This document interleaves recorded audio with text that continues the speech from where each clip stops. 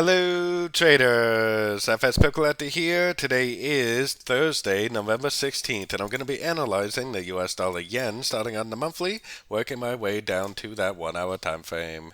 So on the dollar yen monthly, I still think it looks like a big 1, 2, 3, 4, and we're in a wave 5 right now, which I still am not convinced the wave 5 is over. I still believe we have a decent amount of upside potential.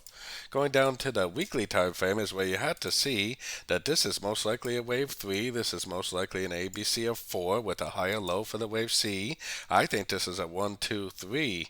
And if this is a 1, 2, 3, which I do believe it is, then a wave 3 needs to be bigger than the wave 1. It needs to go beyond 100%, which is why I still believe that we have a decent amount of upside potential to finish off the 3, eventually make a wave 4 and a wave 5. So taking it right down to the daily time frame.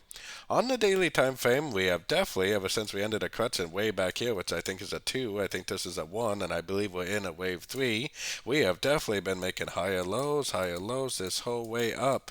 That tells me that there's really no reason at all to even think about going short on shorter time frames. For me, the most profitable, most high probability trades are definitely to the long side as of right now. I would expect to see some resistance around this 152 area, but if this is a wave 3, then it needs to go beyond 100% Fibonacci extension like I was explaining on the weekly time frame. So taking it right down to the 4-hour time frame. 4-hour time frame, we definitely had a pretty impulsive move down, and it does look like a trend. Now, you do oftentimes get motive wave corrections in the market, so I honestly wouldn't be surprised if this just kept on making higher highs, higher lows. But because this is a downtrend, I almost think that it could be an A, it could be a B, and this could drift down back towards these lows to make a wave C before it really does end up continuing the downtrend or the uptrend. But like I said, trying to go short on this pair to me is very dangerous. And even though in hindsight you may look back later on and say that would have been a really good trade, but for me it's dangerous because this easily could just make a correction to this wave up and just keep on trending up. The trend is up on every single higher time frame, so I think we should be looking for longs on these sort of time frames. Like I said, this could be a motive wave correction right here, and that could be the end of it. This could easily just be a 1, 2, 3 pattern and end up continuing the uptrend. So if this third wave right here makes like an end of a trend, then I would go long for the continuation of the uptrend for sure.